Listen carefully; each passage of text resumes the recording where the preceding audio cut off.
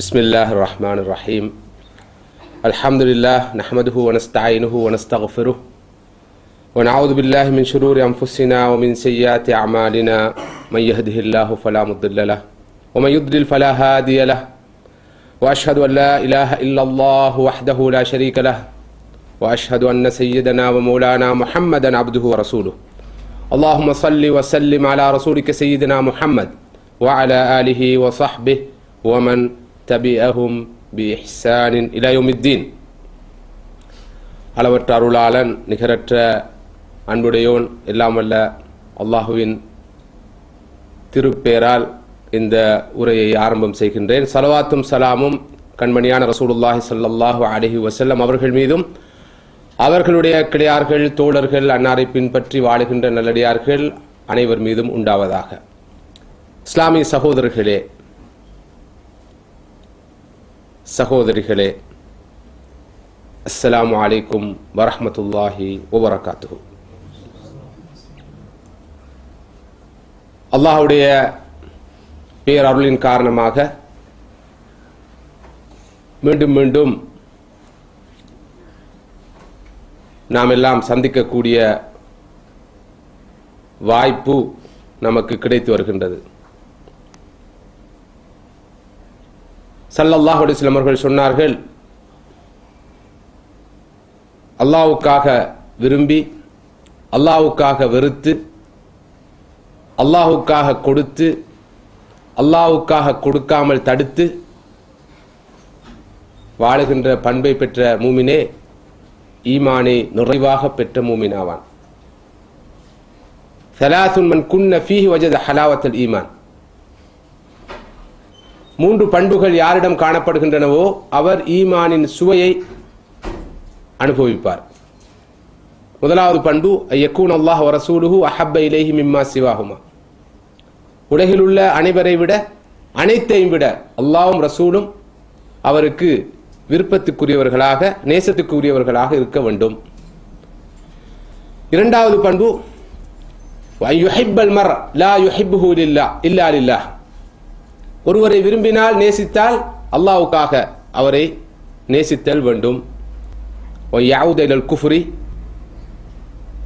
وَأَنْ يَكْرَهَ أَنْ يَعُودَ إِلَى الْكُفْرِ كَمَا يَكْرَهُ أَنْ يُقْذَفَ فِي النَّارِ. அல்லாஹ் தஆலா நேர்வழியை காட்டியதன் பின்னால் மீண்டும் குஃப்ரை நோக்கி செல்வதை, நெருப்பில் தூக்கி எறியப்படுவதை வெறுப்பது போல் வெறுக்கின்ற மனோநிலையை பெற்றிருத்தல் வேண்டும். இந்த மூன்று பண்புகளை யார் பெற்றிருக்கிறாரோ அவர் ஈமானின் ருசியை சுவையை நிச்சயம் அனுபவிப்பார் என்று சொன்னார்கள் ரசூலுல்லாஹி ஸல்லல்லாஹு அலைஹி வஸல்லம். மனிதர்களை அல்லாஹ்வுக்காக நேசிப்பது, அவனது திருப்தியை நாடி அவர்களுடன் உறவு கொள்வது, தொடர்பு வைத்துக் கொள்வது, நட்பு பாராட்டுவது என்பது ஈமானின் சுவையை பெறுவதற்கான நிபந்தனைகளில் ஒன்று. இந்த இடத்தில் நாம் கூடியிருக்கிறோம் என்றால் எமது இந்த வருகைக்கு பின்னால், இந்த சந்திப்புக்கு பின்னால், இந்த உறவுக்கு பின்னால் எப்படிப்பட்ட எத்தகைய உலக நோக்கமும் கிடையாது. அல்லாஹ்வுக்காக அவனது திருமுகத்தை நாடி அவனது ருதாவை, திருப்தியை, மஹப்பத்தை, அன்பை பெற்றுக்கொள்ள வேண்டும், அவன் நம்மை பொருந்திக் கொள்ள வேண்டும் என்ற ஒரே ஒரு நோக்கத்துக்காகத்தான் இந்த இடத்திலே நாங்கள் காலத்தை ஒதுக்கி நேரத்தை ஒதுக்கி எமது ஓய்வை தியாகம் செய்து ஏனைய தேவைகளை எல்லாம் அர்ப்பணம் செய்து கூடியிருக்கிறோம். அந்த வகையில் அல்லாஹ் சுப்ஹானஹு வ தஆலா அவனுக்காக கூடிய கூட்டமாக இதனை ஏற்று கபூல் செய்து அருள் புரிவானாக. எனக்காக பரஸ்பரம் சந்தித்துக் கொண்டவர்களுக்கு எனது அன்பு நிச்சயமாகி விட்டது என்று சொன்னார்கள். அல்லாஹ் தஆலா சொல்வதாக ரசூலுல்லாஹி ஸல்லல்லாஹு அலைஹி வஸல்லம் சொன்னார்கள். எனக்காக யார் சந்தித்துக் கொள்கிறார்களோ அவர்களுக்கு எனது அன்பு நிச்சயமாகி விட்டது, உறுதியாக கிடைக்கக்கூடியதாக இருக்கிறது என்ற கருத்தை அல்லாஹ் சொல்வதாக ரசூலுல்லாஹி ஸல்லல்லாஹு அலைஹி சொன்னார்கள். இது ஹதீஸ் குதுசி. அந்த வகையில் அல்லாஹ்வுடைய அந்த அன்பை பெற்றுக்கொண்ட கூட்டத்தில் நானும் நீங்களும் சேர்வதற்கு அல்லாஹ் அருள் பாலிப்பானாக. அன்புக்குரிய சகோதரர்களே சகோதரிகளே, இந்த ஆண்டுக்கான விரிவுரை தொடருக்கு நாம் ஒரு பொதுவான கருப்பொருளை, தலைப்பை தெரிவு செய்திருக்கிறோம். கவலைகளில் இருந்து விடுபடுவது எப்படி, பிரச்சனைகள் இல்லாமல் வாழ்வது எப்படி, துன்பம் துயரங்களை போக்கிக் கொள்வது எப்படி என்ற இந்த தலைப்பில்தான் இந்த ஆண்டு விரிவுரை தொடர் இன்ஷா அல்லாஹ் நடைபெற இருக்கிறது. கவலைகள் துன்பங்கள் இருந்து விடுதலை பெற்று சந்தோஷமாக நிம்மதியாக நிறைவாக வாழ்வது எப்படி என்ற வினா மிக இலகுவான ஒரு வினா. இந்த வினாவுக்கு எவ்வாறு விடை காண்பது, நடைமுறையில் எவ்வாறு அத்தகைய ஒரு வாழ்க்கையை பெறுவது என்பதுதான் மிகவும் கஷ்டமானது, சிரமமானது. சகோதரர்களே, மனிதனாக வாழ்வதற்கு உணவு தேவை, உடை தேவை, வீடு வாசல் தேவை, சுகாதார வசதிகள் தேவை, வாகனம் முதலான பொது வசதிகள் எல்லாம் தேவைப்படுகின்றன. பொதுவாக மனிதனிடம் இருக்கிற ஆழமான மனப்பதிவு என்னவென்றால், இந்த அடிப்படை தேவைகள் பூர்த்தியாகிவிட்டால், உணவு கிடைத்து விட்டால் தாராளமாக கிடைத்து விட்டால், உடை கிடைத்து விட்டால் தாராளமாக கிடைத்து விட்டால், வீடு கிடைத்து விட்டால் வசதியாக கிடைத்து விட்டால், வாகனம் கிடைத்து விட்டால் அதுவும் வசதியான வாகனம் கிடைத்து விட்டால், ஏனைய வாழ்க்கைக்கு தேவையான பௌதீக வசதிகள் மெட்டீரியல் பெனிஃபிட்ஸ் கிடைத்து விட்டால் வாழ்க்கை நிச்சயமாக என் சத்தியமாக என்று கூட சொல்லலாம் நிறைவான வாழ்க்கையாக சந்தோஷமான வாழ்க்கையாக அமையும். ஏன் கவலை? உணவு இல்லை, இருக்கிறது போதாது. உடை இல்லை, இருக்கிறது போதாது. வீடு இல்லை, இருக்கிறது பிரச்சனை உண்டு. ஏனைய இன்ன இன்ன இன்ன இன்ன உலக வசதிகள் இல்லாமல் இருக்கிறது. எனவேதான் நாங்கள் கவலையால் வாடிக்கொண்டிருக்கிறோம், துன்பத்தில் இருக்கிறோம், அதுக்காகத்தான் கஷ்டப்படுறோம், அதுக்காகத்தான் சிரமப்படுறோம். இரவை பகலாக்குறோம், பகலை இரவாக்குறோம், பகலை இரவாக்குறோம். பௌதீக பிரபஞ்ச விதிகளை கூட தலைகீழாக புரட்டுறோம், மாத்துறோம். அல்லாஹ் சொல்கிறான், படைத்த ரப்புல் ஆலமீன் சொல்றான், பகலை உங்களுக்கு வாழ்க்கை வசதிகளை தேடிக்கொள்வதற்கு வசதியாக அமைத்திருக்கிறோம், இரவை தூங்கி ஓய்வெடுத்துக் கொள்வதற்கு போர்வையாக அமைத்து வைத்திருக்கிறோம். இல்லை, அது முடியாது. சூரியன் வரட்டும் போகட்டும், சந்திரன் வரட்டும் போகட்டும், எல்லாம் எல்லாம் இறைவன் நாடியபடி அவனது திட்டத்தின்படி நியதிப்படி சட்டப்படி நடக்கட்டும். என்னால் முடியாது. நான் இறைவனுடைய நியதிகளை கூட மாற்றுவேன். இரவை பகலாக்குவேன், பகலை இரவாக்குவேன். பகல்ல தூங்குறான், இரவுல நின்று வேலை செய்கிறான், நின்று வணங்குகிறான் என்று சொல்லுவேன் எதிர்பார்த்திருப்பீங்க. அது ஒரு வணக்கம் தான். நின்று வேலை செய்வது வணக்கம், பெரிய வணக்கம். நின்று வேலை செய்யும் முறையிலும் ஒழுங்கிலும் வேலை செய்கின்ற போது, அல்லாஹ்வுடைய நீதிகளை பேணி வேலை செய்கின்ற போது, இந்த அளவுக்கெல்லாம் ஏன் கஷ்டப்படுகிறோம் என்றால், துன்பத்திலிருந்து விடுதலை பெற, சந்தோஷத்தை வரவழைத்துக் கொள்ள. ஆனால் நீங்கள் நினைக்கிறீர்களா, அடிப்படை தேவைகள் என்று சொல்லப்படுகின்ற பேசிக் நீட்ஸ் என்று சொல்லப்படுகின்ற அல்லது அதற்கு அப்பால் இருக்கின்ற லக்ஸரி ஆடம்பர தேவைகள் என்று சொல்வார்கள், மேலதிக தேவைகள், இவை அனைத்தும் இந்த பௌதிக தேவைகளாக தான் கருதப்படும். இவை நிறைவேற்றப்படுவதன் மூலமாக, இவை கிடைப்பதன் மூலமாக மனிதனுக்கு நிறைவான வாழ்க்கை கிடைக்கும், சந்தோஷமான வாழ்க்கை கிட்டும் என்று நினைப்பது உண்மையா பிரமையா? நான் சொல்கிறேன், அதுதான் உண்மை. அவ்வாறு நினைப்பது உண்மை அல்ல, அது வெறும் பிரமைதான். அது ஒரு பிரமை அல்லாமல் உண்மை அல்ல. ஒரு மூன்றாம் உலக நாட்டிலே வாழுகின்ற மனிதனுக்கு இதை சொன்னால் அவனால் சீர்நிற்பது கஷ்டமா இருக்கும். ஒரு தேர்ட் வேர்ல்ட் கண்ட்ரியில வாழ்ற மனிதனிடம் இதை சொன்னால், அடே இந்த மாதிரி இந்த அடிப்படை தேவை என்று சொல்லப்படுகின்ற இந்த தேவைகள் எவ்வளவு நிறைவாக உனக்கு கிடைத்தாலும், ஆடம்பர தேவைகளும் உனக்கு நிறைவேற்றப்பட்டாலும், உனக்கு நீ எதிர்பார்க்கிற சந்தோஷம் உனக்கு கிடைக்காது, மகிழ்ச்சி நிறைவு உனக்கு கிடைக்காது என்று சொன்னால் அவன் இதனை ஜீர்ணிக்க ஏற்றுக்கொள்ள நிச்சயமாக தயங்குவான். ஆனால் முதலாம் உலக நாட்டிலே வந்து ஒப்பீட்டு ரீதியில் தனது அடிப்படை தேவைகள் எல்லாம் பூர்த்தி செய்த பிறகும் வெறுமை, ஏதோ இல்லை, சம்திங் மிஸ்ஸிங், லாஸ்ட், காணவில்லை, ஏதோ தேடுகிறான், இன்னும் தேடி பிடிக்கல. இதை நடைமுறையில் பிரத்யட்சமாக உணர்பவர்கள் குறைந்தபட்சம் இப்படியான நாடுகளிலாவது இருப்பார்கள் நான் நினைக்கிறேன். இன்னும் தெளிவாக சொன்னால், நமது ஊரில் நாம் பல அடிப்படையான தேவைகள் அல்லது மேலதிக தேவைகள் இல்லாமல் இருந்த போது எந்த மனோநிலையில் இருந்தோ எப்படியான உணர்வுகளை கொண்டவர்களாக இருந்தோ, இப்போது கிடைக்காத அவை கிடைத்ததன் பின்னால் என்ன உண்மையில் அனுபவித்துக் கொண்டிருக்கிறோம் என்பதை கொஞ்சம் துல்லியமாக இருந்து ஒரு முஹாசபான்னு சொல்வார்கள், ஒரு சுய விசாரணை செய்ய முடியும் என்று இருந்தால், ஒரு செல்ஃப் அசஸ்மெண்ட், ஒரு சுய மதிப்பீடு செய்ய முடியும் என்று இருந்தால், அதுக்கு தான் நேரம் இல்லாமல் இருக்குது, செய்ய முடியும் என்று இருந்தால் நிறைய உண்மைகளை நாம் புரிஞ்சு கொள்ளலாம். நான் எனது நேற்றைய உரையிலும் குறிப்பிட்டது போல, எஸ், இந்த பௌதீக தேவைகள் நிறைவேறுகின்ற போது, கிடைக்கின்ற போது ஒரு சந்தோஷம் இருக்கிறது, இல்லைன்னு நான் சொல்லவில்லை. அந்த சந்தோஷத்துக்கு பேர் ஃபன், சந்தோஷம். உதாரணமா சாதாரண சோறும் சம்பளும் எங்க சொல்லுவாங்க, சோறும் சம்பளும் சாப்பிடுறது, ஒரு பிரியாணி சாப்பிடுறது நல்லா தான் இருக்கும். ஒரு நடந்து போறது விட வாகனத்துல போறது நல்லா இருக்கும், சொந்த வாகனத்துல போறது அதுவும் நல்லா இருக்கும், அது வசதியான வாகனமா இருந்து அதை விட நல்லா இருக்கும். இதுக்கு நாங்க சொல்றது இல்லை உண்மையான சந்தோஷம் என்று சொல்றது. ஹாப்பினஸ் ஒரு நாளும் கொண்டு வந்து தராது. கொஞ்சம் மதுபானம் மருந்தினா நஸலுல்லாஹ் அல் ஆஃபியா, ஒரு ஃபன் இருக்குது, அதான் குடிக்கிறான்.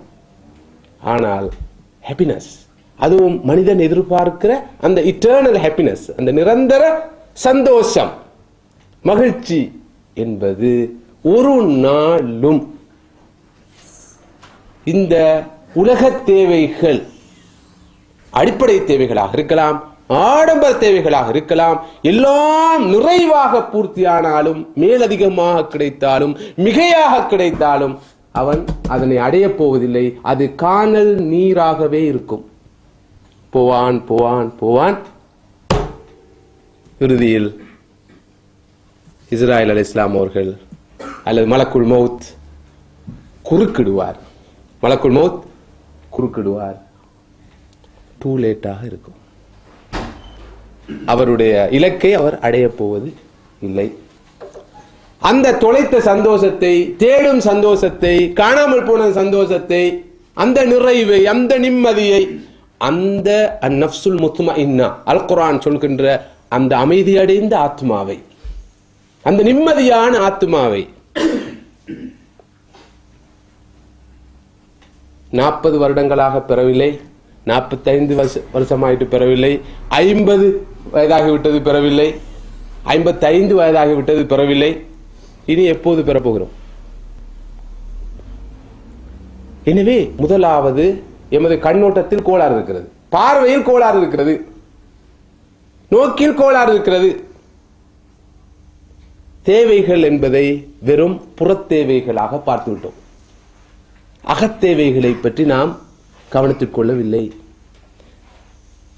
வெளித்தேவைகளை பார்த்தோம், அந்தரங்க தேவைகளை பற்றி நாம் சிந்திக்கவில்லை. உலக தேவைகளை பார்த்தோம், ஆன்மீக தேவைகளை மறந்துவிட்டோம்.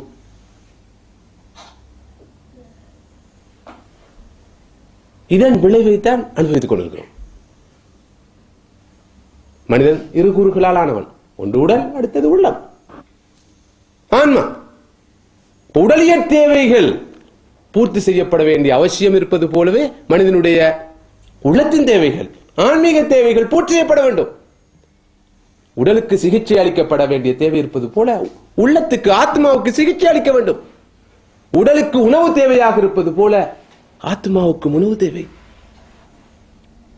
உடல் என்பது வீடு என்றிருந்தால் உள்ளம்தான் அந்த வீட்டில் வாழும் மனிதன். வீட்டை அழகாக கட்டி எழுப்பது போல வீட்டில் உள்ள மனிதன் ஆரோக்கியமாக இருக்க வேண்டும். வீடு எவ்வளவு அழகாக இருந்தாலும் வீட்டில் உள்ள மனிதன் ஆரோக்கியம் இருந்தால் அந்த வீட்டுக்கு எந்த பெருமதியும் கிடையாது.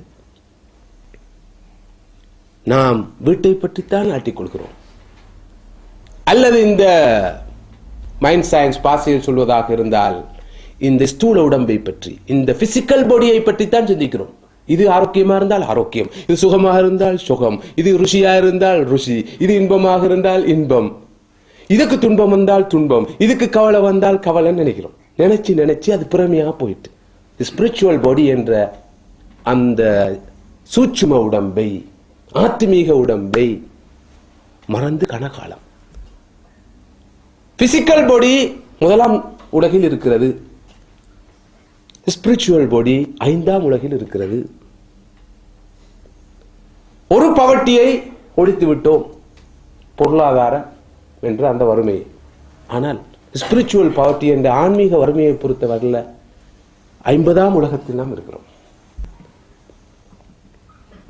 இந்த உண்மையை மனிதர்கள் ஆரம்பமாக புரிந்து கொள்ளாதவரை சந்தோஷத்தை நோக்கிய, நிறைவை நோக்கிய, நிலையான மகிழ்ச்சியை நோக்கிய அந்த பாதையில் பயணத்தில் சில எட்டுகளை கூட எடுத்து வைக்க முடியாது. ஆயுள் முடிந்துவிடும். மனிதன் முதலாவது தன்னை விளங்க வேண்டும். நான் யார், நான் எது, நான் எங்கு, நான் எப்படி, எங்கிருந்து வந்தேன், எங்கு செல்ல போகிறேன், என்ன செய்ய வேண்டும், எனது தன்மை என்ன, இது பற்றிய சிந்தனை இல்லாமல் வாழ்க்கையை அமைத்துக் கொள்கின்ற போது நிச்சயமாக இன்று நாம் அனுபவிக்கிற இந்த துக்கமான நிலையை நோக்கி வந்து சேருவோம். இன்று எமக்கு கிடைத்திருக்கிற இந்த வாழ்க்கை முறை, lifestyle, way of life, இது அரைகுறையான வாழ்க்கை முறை. நிறைவில்லாத, பரிபூர்ணம் இல்லாத, முழுமையற்ற ஒரு வாழ்க்கை அமைப்பை தான் நாங்கள் இன்று கடைபிடிக்கிறோம். இது ஒரு ஒற்றை கண் நாகரிகம். இதற்கு ஒரு கண் தான் இருக்கிறது இந்த வாழ்க்கை அமைப்பு. என்ன கண்? உலக கண், புறக்கண். இதற்கு அகக்கண் கிடையாது, ஆன்மீக கண் கிடையாது. பசர் என்றால் சைட், பார்வை. பசீரத் என்றால் இன்சைட், அகப்பார்வை. மனிதனுக்கு 2 பார்வை இருக்கு. இந்த கண்ணால பார்க்கிற ஒரு பார்வை இருக்குது, உள்ளத்தால் பார்க்கிற ஒரு பார்வை இருக்குது. கண்ணால் பார்க்கும் பார்வை சைட், உள்ளத்தால் பார்க்கும் பார்வை இன்சைட். எப்போது கண்ணால் பார்ப்பது போல ஆன்மாவால் பார்க்கக்கூடிய நிலை ஒரு மனிதனுக்கு வருகிறதோ அவன் சந்தோஷத்தை அனுபவிப்பான், மகிழ்ச்சியை அனுபவிப்பான், கவலை அவனுக்கு வராது. ஒரு மனிதன் ஒரு ஆடம்பரமான மாளிகையில் வாழ்வான், இன்னொரு மனிதன் ஒரு குருவி கூண்டு போன்ற ஒரு சிறிய வீட்டில் வாழ்வான். இவன் துன்பத்தில் கவலையில் இருப்பான், அவனும் சந்தோஷத்தில் இருப்பான். வெளிப்படையா பார்த்தால் அவன் கவலையில் இருப்பது போலவும் இவன் இன்பத்தில் இருப்பது போலவும் தோன்றும். அது மாயை, அது பிறவை. இது எதில் தங்கி இருக்கிறது? அந்த மனிதன் தன்னுடைய ஸ்தூல உடம்புக்கும் சூட்சும உடம்புக்கும் இடையில், உடம்புக்கும் உள்ளத்துக்கும் இடையிலே இருக்கிற அந்த சமநிலையை பேணுவது தான் இது தங்கி இருக்கிறது. எனவே சகோதரர்களே, சகோதரிகளே, மறுமைக்கு முன்னால் இந்த உலகத்தில் மனிதர்கள் கவலை இல்லாமல், துன்பம் இல்லாமல், சந்தோஷமாக நிம்மதியாக வாழ வேண்டும் என்பதை அடித்து சொல்கிற மார்க்கம் இஸ்லாம். சிலரிடம் மனப்பதிவு இருக்கிறது, இஸ்லாமிய அடிப்படையில் வாழ்வதாக இருந்தால் கஷ்டப்படணும், துன்பப்படணும், கவலைகள்ல உழலணும். அதுதான் இஸ்லாம் சொல்றது. சந்தோஷம் எங்க கிடைக்கும்? மறுமையில தான் கிடைக்கும். மகிழ்ச்சி எங்க கிடைக்கும்? மறுமையில தான் கிடைக்கும். இந்த உலகத்துல கஷ்டப்படணும், கவலையில வாழணும், துன்பத்தோடு இருக்கணும், அதான் மார்க்கம். மறுமையில நம்ம வாழ வைக்க வந்த மார்க்கம் தான் இஸ்லாம். இந்த உலகத்துல வாழ வைக்க வந்த மார்க்கம் அல்ல என்ற மிகவும் பிழையான ஒரு கருத்து இஸ்லாத்தை பற்றி இருக்கிறது. உலகத்தை படைத்தவன் அல்லாஹ், மனிதனை படைத்தவன் அல்லாஹ், அவனுக்கு தேவையான எல்லா வசதிகளையும் வாய்ப்புகளையும் வளங்களையும் கொடுத்த அல்லாஹ் எதற்காக மனிதன் இந்த உலகில் கவலைப்பட வேண்டும் என்று விரும்ப வேண்டும்? தனது அடியான் தன்னுடைய படைப்பு, தன்னுடைய அருட்கொடைகளை எல்லாம் அனுபவித்து சந்தோஷமாக நிம்மதியாக வாழ வேண்டும் என்றுதான் அவன் விரும்புகிறான். இந்த மார்க்கத்தில் கவலைக்கு இடம் கிடையாது. இது நல்ல மகிழ்ச்சியான மார்க்கம். ஆனா ஃபன் உள்ள மார்க்கம் அல்ல, ஃபன் உள்ள மார்க்கம் அல்ல, ஹாப்பினஸ் தர மார்க்கம். இதைத்தான் சரியாக பிரித்து அறிந்து கொள்ள வேணும். நமக்கு மகிழ்ச்சிண்டா என்ன, இந்த இடத்துல ஒரு நல்ல ஒரு மியூசிக்கை போட்டால் சந்தோஷமா இருக்கும், ஒரு சினிமா படத்தை காட்டினா சந்தோஷமா இருக்கும், கூட்டமும் அதிகமா வரும். ஏன் அதிகமா வராங்க? உதாரணமாக ஒரு உதாரணத்தை சொல்றேன். இங்க பள்ளிவாசல் அல்ல, மஸ்ஜித் அல்ல, நாங்க ஒரு ஹால்ல இந்த ப்ரோக்ராம் செய்யறோம். மக்களை கூடுதலாக மக்களை திரட்ட வேணும், கூட்டம் அதிகமா வரணும். உங்கள்கிட்ட ஆலோசனை கேட்கிறேன், அதிகமான கூட்டம் சேர்ப்பதற்கு என்ன வழி? விடுதலை, கவலையிலிருந்து விடுதலை பெறுவதற்கு என்ன வழி, துன்பத்திலிருந்து விடுதலை பெறுவதற்கு என்ன வழி என்று கேட்பது போல அதிகமாக கூட்டத்தை கூட்டுவதற்கு என்ன வழி? என்ன வழி? நிறைய வழி இருக்குது. ஒரு மியூசிக் குரூப்பை கூப்பிடுங்க, ஒரு சினிமா படத்தை காட்டுங்க, ஒரு நல்ல ஒரு கலை நிகழ்ச்சி என்ற பெயரில் ஒரு அசிங்கத்தை அரங்கேற்றுங்க. மக்கள் ஃபன்னை நாடி, அரபுல ஃபன் என்று சொன்னா கலை, ஆங்கிலத்தில் ஃபன் என்றா ஃபன், அரபுல ஃபன் என்றா கலை, ஆர்ட். மக்கள் வருவார்கள். நிச்சயமாக அந்த ஃபன் இஸ்லாத்துல கிடைக்காது, இந்த தீன்ல கிடைக்காது. மனநிறைவு, நிம்மதி, சந்தோஷம், உண்மையான சந்தோஷம், போலி இல்லாத யதார்த்தமான சத்தியமான சந்தோஷம் வேணுமா? இஸ்லாமிய பரிபாஷை சக்கீனத், சக்கீனா வேணுமா?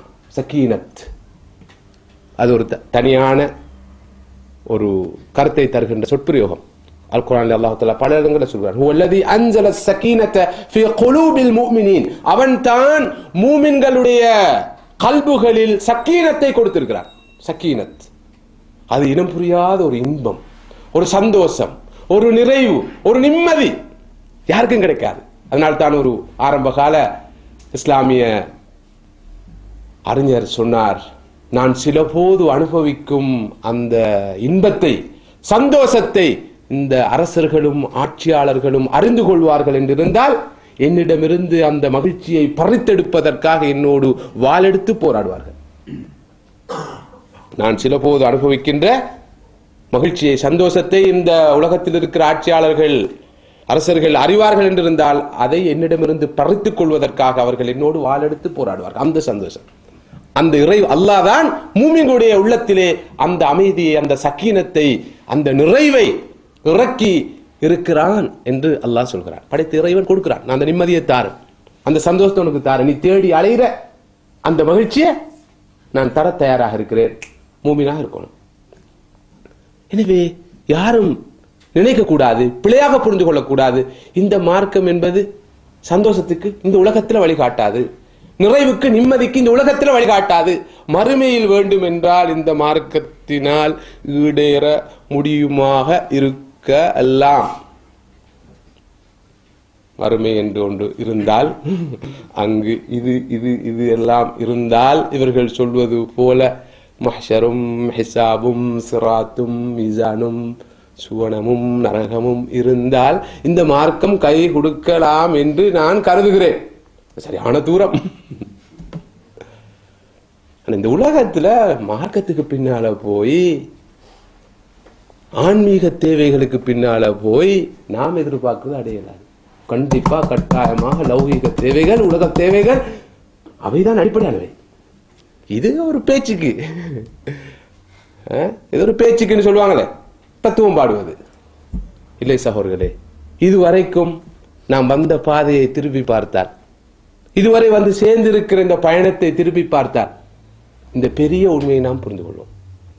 காணல் நீருக்கு பின்னால் போய்கொண்டிருக்கிறோம். ஸல்லல்லாஹு அலைஹி வஸல்லம் அவர்கள் சொன்னார்கள், உலக தேவைகளை அடைவதற்காக அளவு கடந்து மிகைத்து செயற்படுவனுடைய நிலை கடல் நீரை குடித்தவனுடைய நிலையாகும். கடல் தண்ணீரை குடித்தவனுக்கு என்ன நடக்கும்?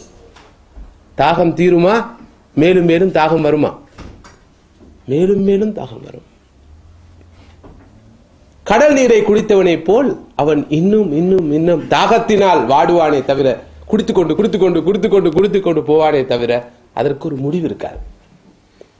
ஆனால் மனிதன் தனது அடிப்படையான உலக தேவைகளை பூர்த்தி செய்து கொண்டிருக்கிற நிலையில் ஆன்மீக தேவைகளை நோக்கி திரும்பினால், உள்ளத்தின் தேவைகளை நோக்கி திரும்பினால், அகத் உலகத்தின் தேவைகளை நோக்கி திரும்பினால் நிச்சயமாக அவனுடைய வாழ்க்கை 60 முடியாது, 70 முடியாது, 80 முடியாது. அவன் இட்டர்னல் ஹாப்பினஸ், அந்த நிலையான இன்பத்தை பெறும் நோக்கோடு நிலையான ரப்புல் ஆலமீனான அல்லாஹ்வின் அந்த கிங்டம், அல்லாஹ்வுடைய அந்த ராஜாங்கத்தோடு தொடர்பு கொண்டு வருவான். அவனுடைய வாழ்க்கை முடிவில்லாத வாழ்க்கை, அவன் பெற்ற இன்பம் முடிவில்லாத இன்பம். உலகத்தில் அது ஆரம்பித்து மறுமையில் தொடரும், முடியும் அல்ல. உலகின் இன்பங்கள் எவ்வளவு நிறைவாக கிடைத்தாலும் அதற்கு அளவு இருக்கிறது, அதற்கு முடிவும் இருக்கிறது. அளவும் இருக்கிறது, முடிவும் இருக்கிறது.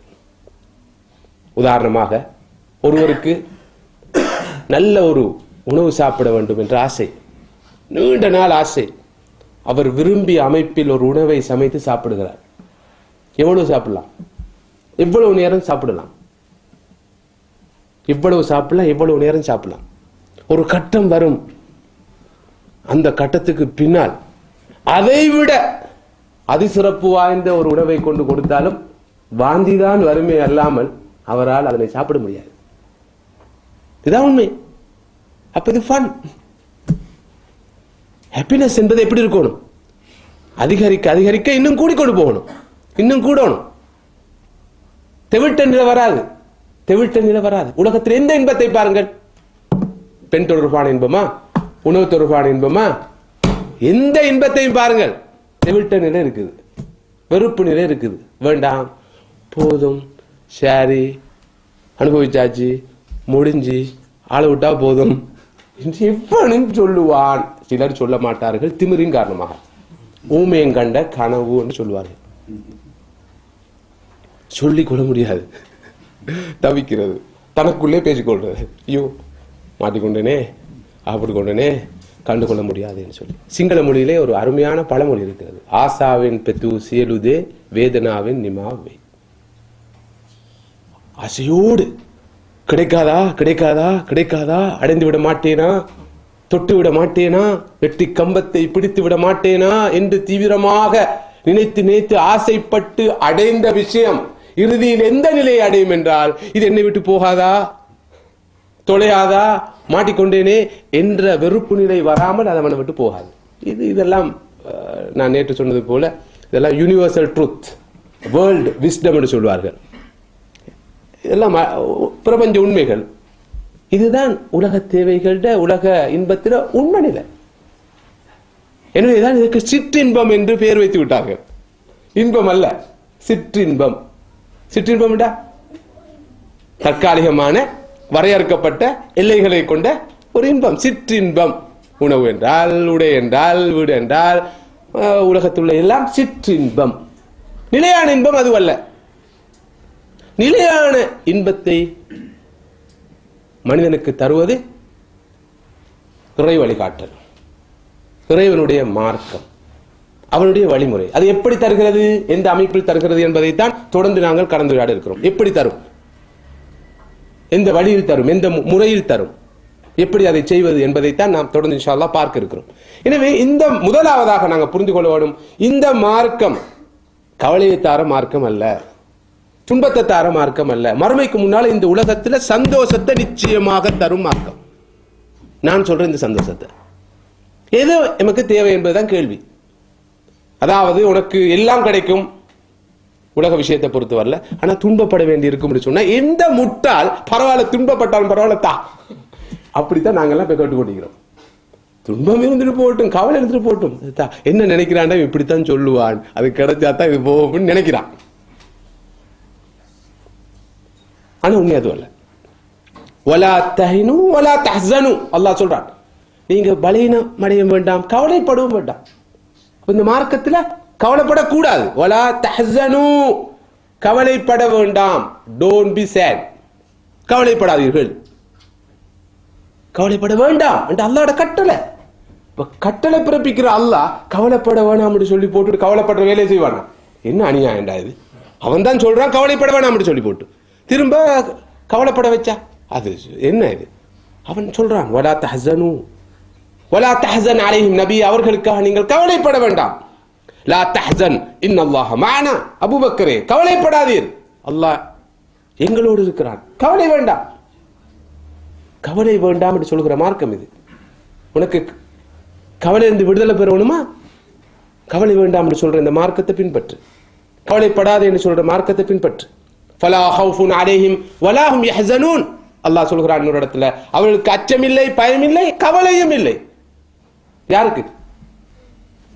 எனது அடியார்களுக்கு அச்சம் இல்லை, பயம் இல்லை, நடுக்கம் இல்லை, கலக்கம் இல்லை, கவலையும் கிடையாது.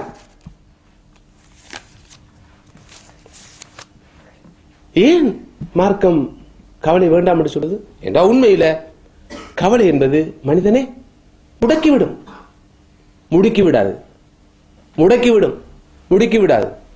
சந்தோஷம் தான் மனிதனை இயக்க வைக்கும். கவலையில மனிதனுக்கு எந்த நன்மையும் கிடையாது. ஷைத்தானுக்கு மிக மிக விருப்பமானது கவலை தான். மனிதர்களுக்கு கவலை வரணும், விரக்தி வரணும், அதிருப்தி வரணும், ஆத்திரம் வரணும், நம்பிக்கை இழக்கணும், எல்லாத்தையும் தூக்கி எறிஞ்சு போட்டு குந்தோணும். இதுதான் ஷைத்தானுக்கு மிக விருப்பமானது. இன்றைக்கு உலகத்துல எல்லா மனுஷனுக்கு கிடைச்சாலும் ஷைத்தானுக்கு விருப்பமான சூழ்நிலை இந்த வகையில தான் உருவாக்குது. எல்லாரும் பேய் அரைஞ்ச மாதிரி இருக்கிறான், எதையோ இழந்த மாதிரி, எதையோ பறி கொடுத்த மாதிரி, என்னமோ எதையோ. எல்லாரும் பாருங்க, நீங்க யாரும் இன்றைக்கு உலகத்துல எதுலையும் கான்சென்ட்ரேட் பண்ண மாட்டாங்க 100%. இடையில வேற வேற எத்தனையோ யோசனைகள் கண்டிப்பா வந்துட்டு போகும். எத்தனையோ கவலைகளை மனிதர்கள் சுமந்து இருக்கிறாங்க. அந்த முகங்களை பார்த்து மனிதர்களுடைய சிந்தனைகளை வாசிக்கலாம் என்று சொல்கிறார்கள். Reading thoughts. மனிதர்களுடைய முகத்தை பார்த்து இவர் என்ன இப்போது யோசிச்சு கொண்டிருக்கிறான்னு சொல்லலாம். அது ஒரு பெரிய கலை அல்ல, வித்தை அல்ல. இந்த மனிதர்களை நீங்க கொஞ்சம் அவங்களோட முகத்தை பார்த்து ரீட் பண்ண முடியும் என்று இருந்தால், சாஸ்திரக்காரன் சொல்றது போல அவன் போய் சொல்லுவான், வழிகெடுப்பான். உண்மையில நீங்க சொல்லலாம் 1 2 3 4 5 சொல்லி. அதெல்லாம் நீங்க திரட்டி பார்த்தால் மனிதர்கள் எல்லோரும் ஏதோ ஒரு வகையில, பணக்காரன், ஏழை, அரசன், ஆண்டி, படித்தவன், படியாதவன், மாடி வீட்டில் இருப்பவன், சேரிப்புறத்தில் இருப்பவன், எத்தியோப்பியாவில் இருப்பவன், லண்டனில் இருப்பவன் என்ற பாகுபாடு, வேறுபாடு இல்லாமல் அனைவரும் இந்த கவலையினால், துன்பத்தினால் வாடி வதங்கிக் கொண்டிருக்கிறார்கள் என்ற பெரிய உண்மையை நாம் காண முடியும். அல்லாஹ் சொல்கிறான், இன்னமன் நஜ்வா மினஷ் ஷைத்தான் லியஹ்ஸனல்லதீன ஆமனு, ஈமான் கொண்டவர்கள் கவலைப்பட வேண்டும் என்பதுதான் ஷைத்தானுடைய நோக்கம். எனவே ஷைத்தான் உங்களுடைய காதுகளில் ரகசியம் சொல்கிறான். காதுல வந்து ரகசியம் சொல்றான், இந்த காதுலையும், இந்த காது, இந்த காது. நோக்கம் என்ன? லியஹ்ஸனல்லதீன ஆமனு, ஈமான் கொண்டவர்கள் கவலைப்பட வேண்டும் என்றது. என்ன, கவலைப்பட்டா தான் அவனுக்கு குஷியாக இருக்கும், அவனுக்கு சந்தோஷமாக இருக்கும், அவனுக்கு பெரிய மகிழ்ச்சி. மூமின்கள் கவலைப்படணும். எனவே மூமின்கள் கவலைப்பட வேண்டும் என்பதற்காக, துன்பப்பட வேண்டும் என்பதற்காக ஷைத்தான் ரகசியம் பேசுகிறான்.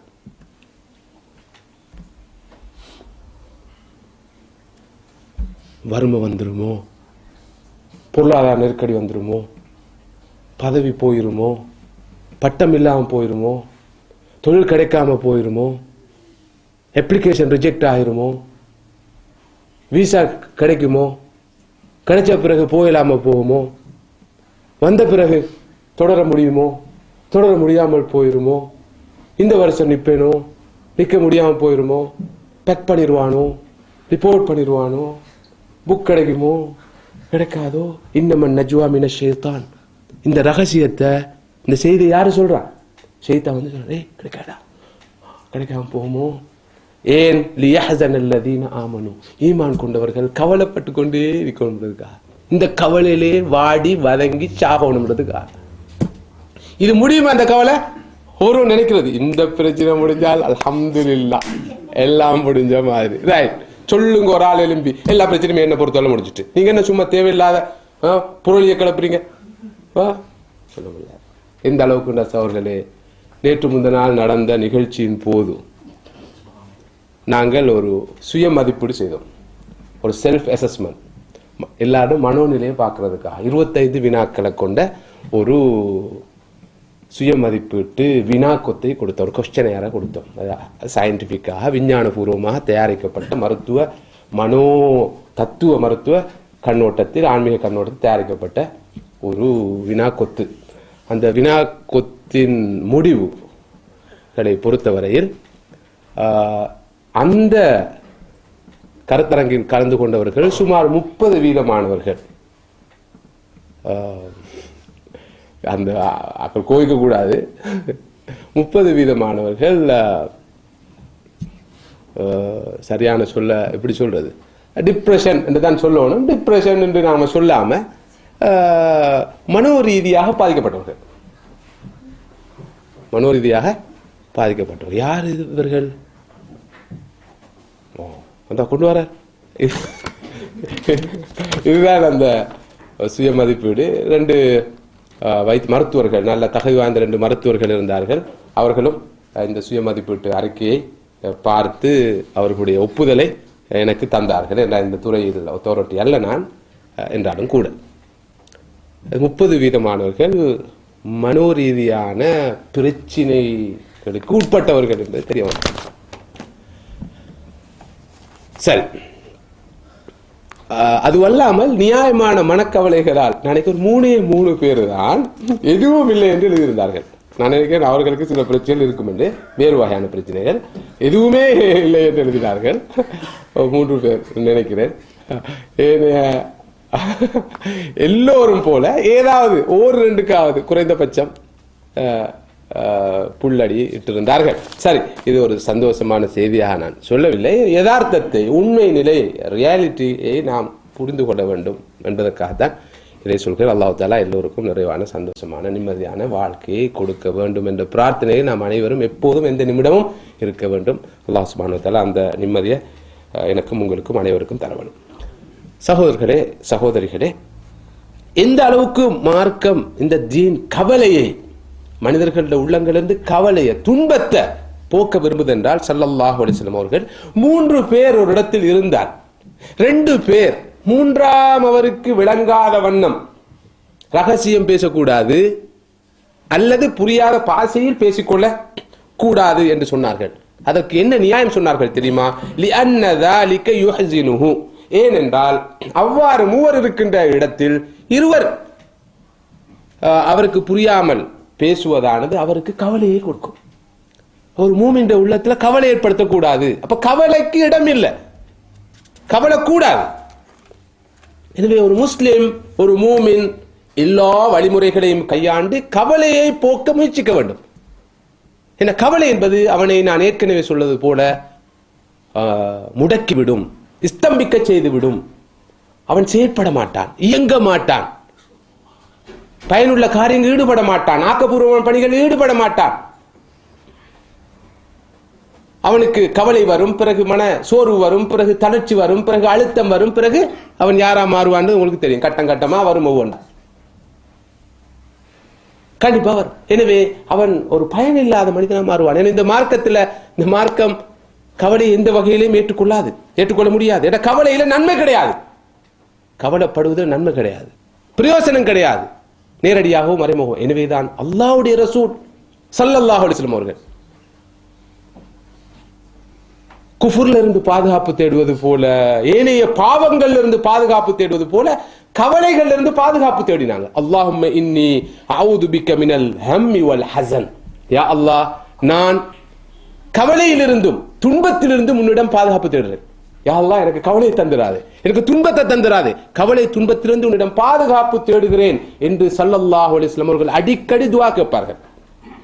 இங்கு 2 வார்த்தைகள் வந்திருக்கின்றன. கவலை துன்பத்தை குறிப்பதற்கு 2 வார்த்தைகள், ஒன்று ஹம்முன், அடுத்தது ஹஸன். அல்லாஹும்ம இன்னி அஊது பிக்க மினல் ஹம்மி வல் ஹஸன், யா அல்லாஹ் ஹஸனில் இருந்தும் ஹம்மில் இருந்தும் உன்னிடம் பாதுகாப்பு தேடுகிறேன். எதிர்காலத்தில் வரக்கூடிய கவலைக்கு பேர் ஹம். நடந்து முடிந்ததை நினைத்து கவலைப்படுவது ஹஸன் அல்லது ஹுஸுன். நடக்க இருப்பதை இட்டு கவலைப்படுவது ஹம். அல்லாஹ்வுடைய ரசூல் எந்த அளவு கவனமாக கவலையிலிருந்து மிகவும் சீரியஸாக பாதுகாப்பு தேடுகிறார்கள் என்றால், யா அல்லாஹ் கடந்ததை நினைத்து, நடந்ததை நினைத்து, முடிந்ததை நினைத்து கவலைப்படுவதிலிருந்து பாதுகாப்பு தேடுகிறேன். எதிர்காலத்தில் நடக்க இருப்பதை நினைத்து, நடக்கும் என்று நினைத்து கவலைப்படுவதைட்டும் பாதுகாப்பு தேடுகிறேன். அல்லாஹும்ம இன்னி அஊது பிக மினல் ஹம்மி வல் ஹஸன், அல்லாஹும்ம இன்னி அஊது பிக மினல் ஹம்மி வல் ஹஸன், அல்லாஹும்ம இன்னி அஊது பிக மினல் ஹம்மி வல் ஹஸன் என்று அல்லாஹ்வுடைய ரசூல் ஸல்லல்லாஹு அலைஹி வஸல்லம் அவர்கள் கவலை துன்பத்திலிருந்து பாதுகாப்பு தேடினார். ஏனென்றால் கவலை பயங்கரமானது. ஆனாலும் இந்த உலக வாழ்க்கையின் இயல்பின் காரணமாக, அல்லாஹ்வுடைய ஞானத்தின் அடிப்படையில், திட்டத்தின் அடிப்படையில், அவனுடைய ஹிக்மாவின் காரணமாக மனிதனை கவலைப்படுத்தக்கூடிய விஷயங்கள் நடக்கும்.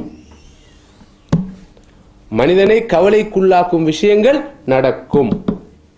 இது யதார்த்தம். கவலைப்படாமல் இருப்பதும், கவலையை நீக்கிக் கொள்வதும், போக்கிக் கொள்வதும், அதற்கான வழிகளை தேடிக்கொள்வதும் மனிதன் கடமை.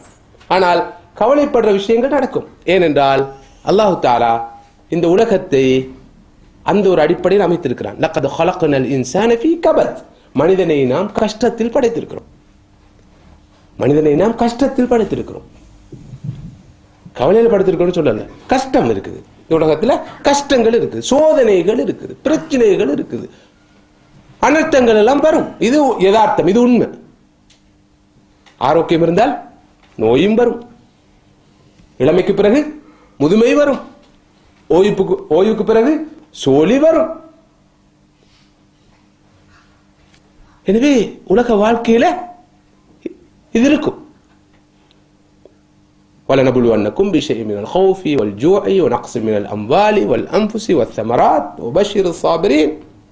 நிச்சயமாக உங்களை நாங்கள் ஓரளவு பயத்தை கொண்டு சோதிப்போம், பசியை கொண்டு சோதிப்போம், பட்டினியை கொண்டு சோதிப்போம், உயிர் சேதத்தை கொண்டு சோதிப்போம், பொருட்சேதத்தை கொண்டு சோதிப்போம்,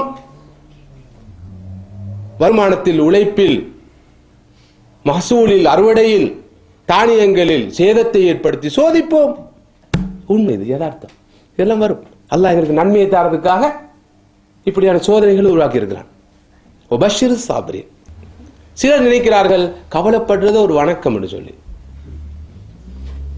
கவலைப்படுற அளவுக்கு நன்மை கிடைக்கும் என்று சொல்லி. அந்த அப்படி ஒரு கவலை ஒன்று இருக்கு. அந்த அது எந்த கவலை என்பதை நான் சொல்லுவேன். கவலைப்படுற அளவுக்கு நல்லா பாருங்க, அல்லாஹ் எனக்கு கவலையை தந்திருக்கிறான், நன்மை கிடைச்சு கொண்டே இருக்கும். என்னடா இது, உங்களுக்கு சந்தோஷத்தை தந்திருக்கிறானா, கவனமா இருங்க. எனக்கு கவலையை தந்துட்டான். தொழிலுக்கு போனா தொழில் கிடைக்குது இல்ல, முயற்சி செஞ்சா தோல்வி அடையுது, கடன்காரனா இருக்கிறேன் பாருங்க, அல்லாஹ் கவலையை தந்திக்கிறான், நன்மை கிடைக்குது. கிடையாது. மார்க்கத்தில் கவலை என்பது வணக்கம் அல்ல, அமல் அல்ல. ஆனால் சில போது சில ஹதீசுகளை, குர்ஆன் சுன்னாவுடைய வசனங்களை பிழையாக புரிந்து கொள்கிற காரணத்தினால் இப்படியான மனநிலை வரலாம். ஸல்லல்லாஹு அலைஹி வஸல்லம் அவர்கள் சொன்ன ஒரு ஹதீஸ் இருக்குது, மா யுஸீபுல் முஃமின மின் ஹம்மின் வலா நஸபின் வலா ஹஸனின் இல்லா கஃபரல்லாஹு பிஹி மின் ஹதாயா. ஒரு மூமினுக்கு ஒரு கவலை ஏற்பட்டால், ஒரு களைப்பு ஏற்பட்டால், ஒரு சோர்வு ஏற்பட்டால், அவற்றை கொண்டெல்லாம் அல்லாஹ் அவருடைய பாவங்களை மன்னிக்கிறான். இது ஆதாரபூர்வமான சஹீஹான ஹதீஸ். ஒரு மூமினுக்கு கவலை ஒன்று வந்தால், துன்பம் ஒன்று வந்தால், ஒரு களைப்பு வந்தால் கூட, எந்த அளவுக்கு ஸல்லல்லாஹு அலைஹி வஸல்லம் மற்றொரு ஹதீஸ் சொன்னார், கால் ஒரு முள்ளு தைத்தால் கூட, முள்ளு தைச்சிட்டு நோவுது, வலிக்குது, அது கூட அவர் செய்த சிறிய பாவங்களுக்கு கஃபாராவாக, பிராயச்சித்தமாக அமையும் என்று சொன்னார்கள் ரசூலுல்லாஹி ஸல்லல்லாஹு அலைஹி வஸல்லம். இது சஹீஹான ஹதீஸ். இந்த ஹதீஸ்ல விளக்கம் என்ன? அதனால முள்ளுல கொண்டு போய் கால வைக்கிறது. யா அல்லாஹ் எனக்கு கவலையை தா, என்ற பாவங்கள் மன்னிக்கப்படுவதற்காக, எனக்கு துன்பத்தை தா, என்ற பாவங்கள்லாம் மன்னிக்கப்படுவதற்காக, எனக்கு இன்றைக்கு நான் உழைக்க போறேன், உழைப்பு வெற்றிகரமாக அமையக்கூடாது, தொழில் இன்றைக்கு கிடைக்கக்கூடாது, காசு கிடைச்சால் சந்தோஷம் வரும், சாப்பாடு வாங்குவேன், சாப்பிடுவேன், சந்தோஷம் வரும், நான் கிடைக்கக்கூடாதுன்னு சொல்லி கேட்போம். நாமும் அப்படி கேட்கக்கூடாது. அல்லாஹ் ரசூல் ஸல்லல்லாஹு அலைஹி வஸல்லம் அவர்கள் பிரார்த்தித்த, அல்லாஹும்ம இன்னி அஊது பிக மினல் குஃப்ரி வல் ஃபக்ர், யா அல்லாஹ் குஃப்ரிலிருந்தும் ஃபக்ரிலிருந்தும் பாதுகாப்பு தேடுறேன். இறை நிராகரிப்பிலிருந்து பாதுகாப்பு தேடுவது போல ஃபக்ர் என்ற வறுமையிலிருந்து ரசூலுல்லாஹி ஸல்லல்லாஹு அலைஹி வஸல்லம் பாதுகாப்பு தேடினார்கள். ஃபக்ரை தந்துராதே, வறுமையை தந்துராதே. அல்லாஹும்ம இன்னி அஸ்அலுக்கல் அஃபாஃப வல் கினா, யா அல்லாஹ் எனக்கு தன்னிறைவை தா, எனக்கு செல்வத்தையும் தான். செல்வம் என்று சொன்னால் அது என்ன செல்வம் என்பது புரியப்பட வேண்டிய விஷயம். நபி அவர்கள் பிறரிடம் கையேந்துவதை, பிறர் தயவில் வாழ்வதை, பிறரில் தங்கி வாழ்வதை விரும்பியவர்கள் அல்ல. எனவே கவலையை யாரும் கேட்க முடியாத ஒரு அமடும் அல்ல, இபாதத்தும் அல்ல. இந்த ஹதீஸுடைய பொருள் என்னப்ப? கவலை கூடாது, கவலைப்படவும் கூடாது, கவலையை விரும்பவும் கூடாது, கவலையே கூடாது. ஆனால் உலக வாழ்க்கையின் தன்மையின் காரணமாக கவலையான விஷயங்கள் நடந்தால் வந்தால் பொறுத்துக்கொள், சகித்துக்கொள், கவலை வேண்டாம், ஓகே பரவாயில்ல, நோ வரிஸ் என்று போ. ஏன்? அது கூட உனக்கு அல்லாஹ்விடத்தில் நன்மையை பெற்று தரும். இந்த மனோநிலை வளர்க்கப்பட வேண்டும். எனவே துன்பத்திலே இன்பத்திலே ஒரு மூமின் அல்ஹம்துலில்லாஹ் என்று இருப்பான், அலட்டிக் கொள்ள மாட்டான். எங்களுக்கு எது தேவை? கவலையாக இருக்கட்டும், இன்பமாக இருக்கட்டும், துன்பமாக இருக்கட்டும், அது பிரச்சனை அல்ல.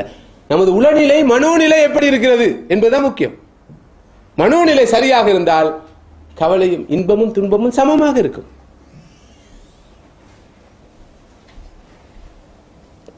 ஸல்லல்லாஹு அலைஹி வஸல்லம் அவர்களை பற்றி ஒரு ஹதீஸ் இருக்குது. இன்னஹு கான முத்தவாசிலல் அஹ்ஸான். நபி அவர்கள் தொடர்ந்தேற்றியாக கவலைப்பட்டு கொண்டே இருப்பாங்கன்னு சொல்லி இஸ்லாமிய முஹத்திஸுகள், ஹதீஸ் துறை அறிஞர்கள் சொல்கிறார்கள், இந்த ஹதீஸ் ஆதாரபூர்வமான ஒன்று அல்ல. அதாவது உலகத்துக்கு மகிழ்ச்சியை கொடுக்க வந்த இறை தூதர் ஒரே கவலையோடு இருந்தா அவர் எப்படி மனிதருக்கு மகிழ்ச்சியை கொடுக்கிறார்? அவரே கவலையில் இருக்கிறாரு. ஒன்றை இழந்தவனால் அதை அடுத்தவருக்கு வழங்க முடியாது. என்னிடம் இல்லாத எப்படி கொடுக்கிறது? நானே கவலை இருந்தா உங்களுக்கு எப்படி மகிழ்ச்சியை தாரது? அப்ப நபியே கவலையில் இருந்தார்னு சொன்னால் மனித சமுதாயத்துக்கு சந்தோஷத்தை அவர் எப்படி கொடுப்பார்? மகிழ்ச்சி எப்படி கொடுப்பார்? நாங்க உடனே சொல்லுவோம், உலகத்துல அவர் கவலையா இருந்தார், மறுமையில மகிழ்ச்சியை கொடுக்கலையா வந்தாரு? மறுமையில மகிழ்ச்சியை கொடுக்க வந்தார். இந்த உலகத்துல உங்களுக்கு மகிழ்ச்சியை தர வரல, பிழை. மறுமைக்கு முன்னால் இந்த உலகத்துல மகிழ்ச்சியை, சந்தோஷத்தை, உண்மையான மகிழ்ச்சியை, உண்மையான சந்தோஷத்தை தர வந்தவர்கள் தான் ரசூலுல்லாஹி ஸல்லல்லாஹு அலைஹி வஸல்லம். அவர்கள் எப்போதும் கவலைப்படுவர்களாக இருக்கவில்லை. ஐயோ இழந்து விட்டேனே, கிடைக்காம போயிச்சு, அப்படி நடந்துச்சு. எப்போதும் புன்முறுவலோடு இருப்பார்கள். அல்லாஹ்வுடைய ரசூல் முகம்பாடிய நிலையில் என்றும் இருந்ததில்லை. 3 மாதங்களுக்கு ஸல்லல்லாஹு அலைஹி வஸல்லம் அவர்களுடைய வீட்டிலே அடுப்பு எரியாமல் இருந்திருக்கிறது. எதை சாப்பிட்டு இருப்பார்கள்? அப்ப ஈத்தம்பழம் முதலானவற்றை சாப்பிட்டு, அடுப்பு எரிக்க முடியாத அளவுக்கு, அடுப்பை பத்த வைக்க முடியாத அளவுக்கு உணவுப் பொருட்கள் எதுவும் இருக்கவில்லை, தானியங்கள் எதுவும் இருக்கு. 3 மாதங்கள் தொடர்ந்து தலையில கை வைத்து குந்தவில்லை. ஸல்லல்லாஹு அலைஹி வஸல்லம் சந்தோஷமா இருந்தார். அல்ஹம்துலில்லாஹ். ஒரு நாள் அல்லாஹ்வுடைய ரசூல் ஸல்லல்லாஹு அலைஹி வஸல்லம் அவர்களிடத்தில் அமர்ந்திருக்கிறார்கள். அன்னை ஃபாத்திமா ரலியல்லாஹு அன்ஹா அவர்கள் ஒரு ரொட்டி துண்டை கொண்டு வந்து கொடுக்கிறார்கள். பாப்பா சாப்பிடுங்க. நபி ஸல்லல்லாஹு அலைஹி வஸல்லம் ஆவலோடு எடுத்து சாப்பிடுகிறார்கள், வேகமாக சாப்பிடுகிறார்கள், ஆசையோடு சாப்பிடுகிறார்கள். ஃபாத்திமா ரலியல்லாஹு அன்ஹா அவர்கள் தனது அருமை தந்தையை பார்த்தவனும் இருக்கிறார்கள். ஸல்லல்லாஹு அலைஹி வஸல்லம் தனது மகளை பார்த்து சொன்னார்கள், மகளே, 3 நாட்களுக்கு பின்னால் உங்களுடைய தந்தை முதலாவதாக சாப்பிடுகின்ற சாப்பாடு இது. உலகத்துக்கு ரஹமத்தா வந்தவர், அருளா வந்தவர்கள். அல்லாஹ் ஏன் கொடுக்கல உங்களுக்கு சந்தோஷத்தை? கொடுத்துருக்கோமே, நல்ல உணவை, உடைய, ஒரு துவா போதுமே. நான் சொன்ன அந்த பேசிக் நீட்ஸ் என்று நாம் சொல்லிக் கொண்டிருக்கிற, அல்லது உலக தேவைகள் என்று நாம் சொல்லிக் கொண்டிருக்கிற அவற்றில் தான் சந்தோஷம் இருக்கு என்று சொன்னால், நபியை போல அல்ஹியாஸு பில்லாஹ் கவலையில வாழ்ந்த இன்னொரு மனிதர் இருக்க முடியாது. என்ன சந்தோஷத்தை பெற்றாங்க? எங்கட அளவுகோல்களை வச்சு பார்த்தா பாவம், இந்த மனுஷன் 63 வருஷமா பட்ட பாடு, என்ன மாதிரி கஷ்டப்பட்டு இருப்பார், மனதால வேதனைப்பட்டு இருப்பார் இல்ல. அப்போது இதை கேட்டவுடன் ஃபாத்திமா ரலியல்லாஹு அன்ஹா அவர்கள் கண்ணீர் வடித்து அழுகிறார்கள். அல்லாஹ்வுடைய தூதரே, உங்களுக்கா இந்த நிலை என்று. அங்குதான் ஸல்லல்லாஹு அலைஹி வஸல்லம் சந்தோஷம் வெளிப்படும். மகளே, ஏன் கவலைப்படுறாய்? பாருங்க, 3 நாளைக்கு ஒரு ரொட்டி துண்டு கிடைச்சி பாரு, அதானே அல்லாஹ் மௌம் பாக்குறான் இல்லையே, இவ்வளவுலாம் அவனுக்காகத்தானே கஷ்டப்படுறேன். என் மகளே, எனக்கு உனக்கு இந்த நிலை, சரி என்ன செய்ய, பொறுத்து கொள்வோம்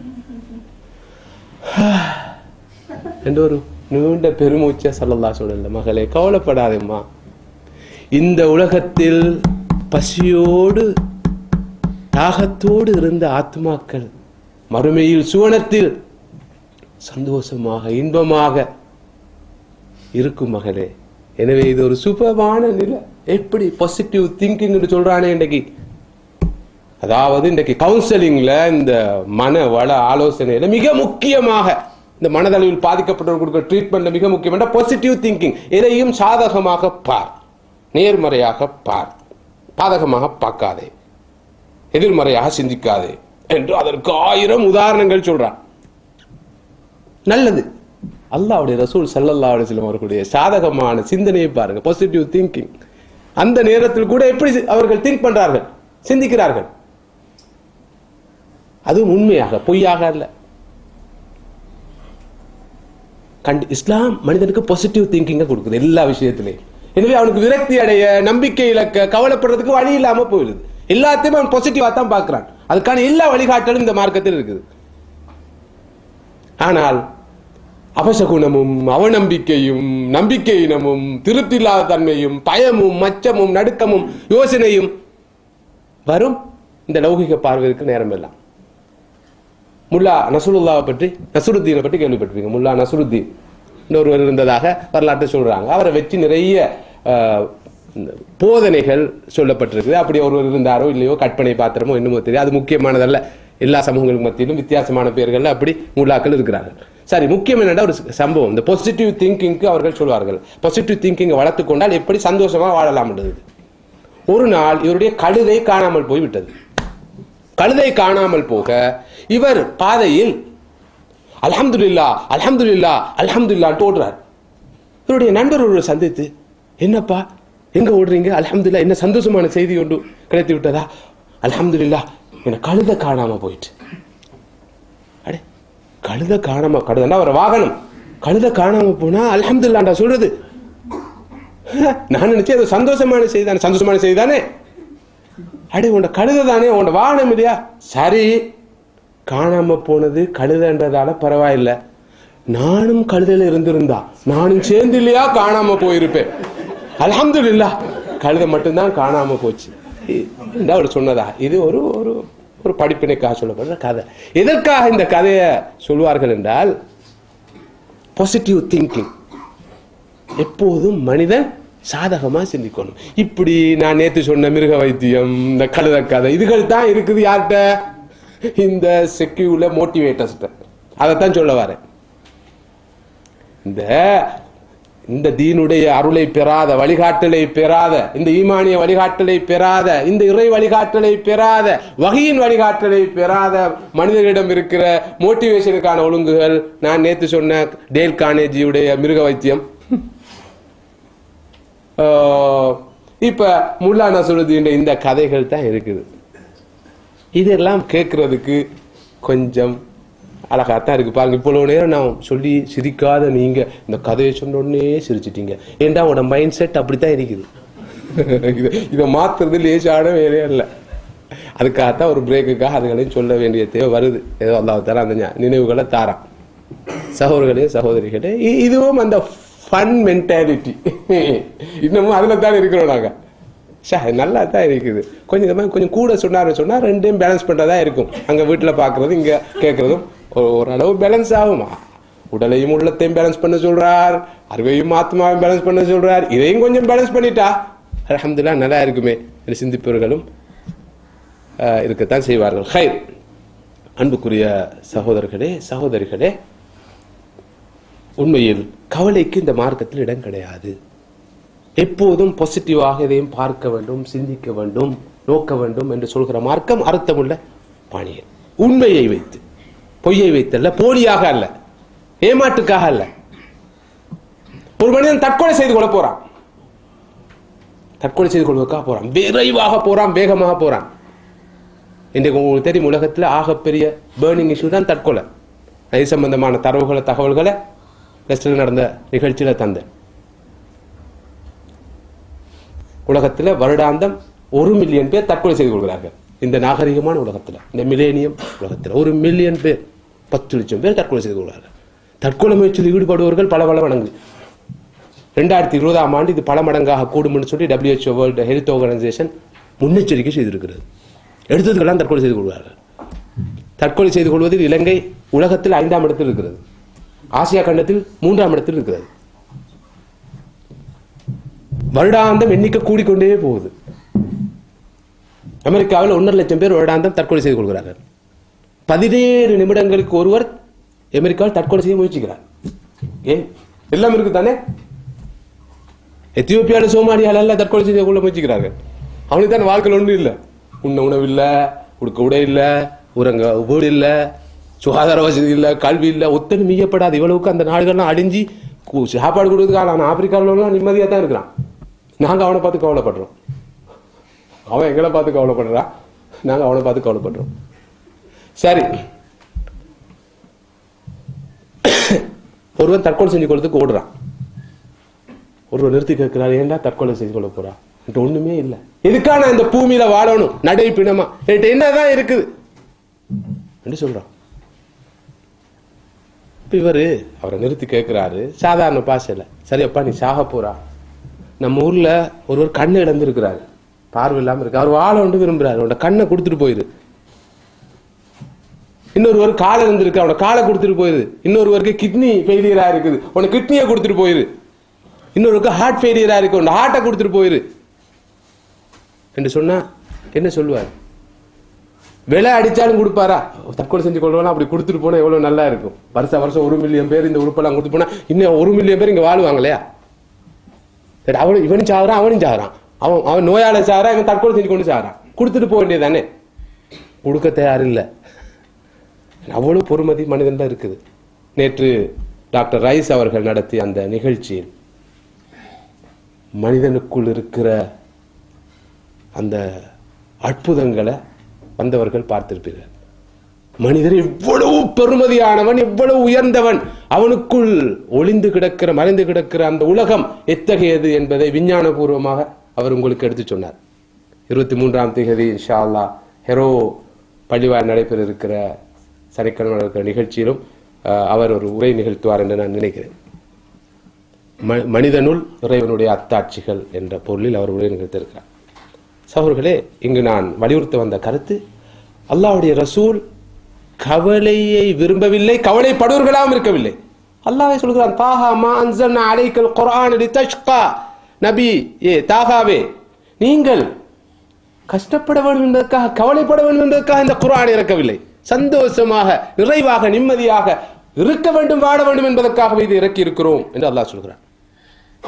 இன்னல்லாஹ யுஹிப்பு குல்ல கல்பின் ஹஸீன். அல்லாஹ் கவலையோடு இருக்கிற உள்ளத்தை விரும்புகிறான் என்ற ஒரு செய்தி இருக்கிறது.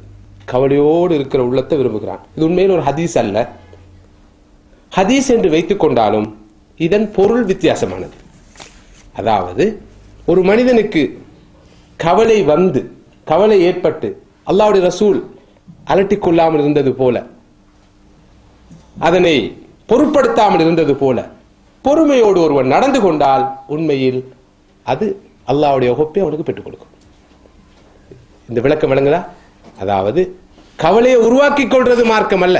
கவலை வந்தால் கவலையை பொருட்படுத்தாமல் இருப்பது, அலட்டிக் கொள்ளாமல் இருப்பது, அந்த பக்குவத்தை பெற்றிருப்பது உண்மையில் அல்லாஹ்வுடைய நேசத்துக்குரியது. அல்லாஹு தஆலா அவனது அருட்கொடைகளை கொடுத்து அவன் சந்தோஷப்படுகிறான், அவனது வழிகாட்டலை கொடுத்து சந்தோஷப்படுகிறான். மனிதர்கள் சந்தோஷமாக இருப்பதை காண விரும்புகிறான், பார்க்க விரும்புகிறான்.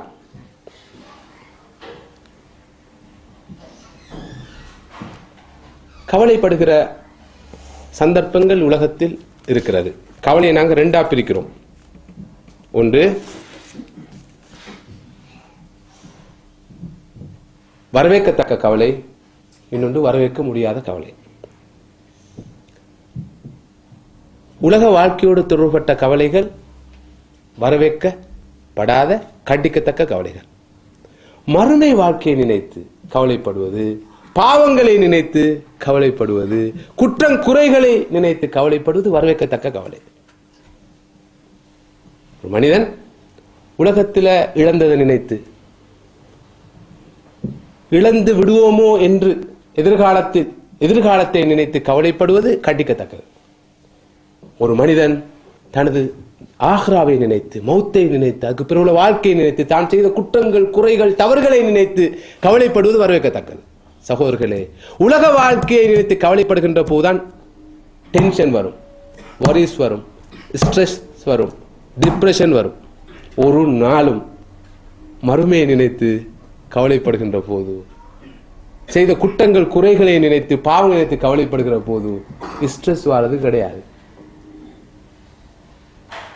நமது லௌகீக உலக விவகாரங்களுக்காக அலட்டிக் கொள்கிறது, கவலைப்படுறது தான் மனிதனுக்கு மனப்பாதிப்பை, மனத்தளர்ச்சியை, மன இறுக்கத்தை ஏற்படுத்தும். மறுமை வாழ்க்கை, ஆன்மீக வாழ்க்கையை நினைத்து, அதனோடு தொடர்பான குற்றம் குறைகளை நினைத்து, இதை இழந்து விட்டேனே, அதை இழந்து விட்டேனே என்று நினைத்து கவலைப்படுவது ஒரு நாளும் எத்தகைய மன அழுத்தத்தையோ, மன இறுக்கத்தையோ, மனச்சோர்வையோ ஏற்படுத்தாது. இதை நீங்கள் அனுபவித்துக் கொண்டிருப்பீர்கள் நான் நினைக்கிறேன்.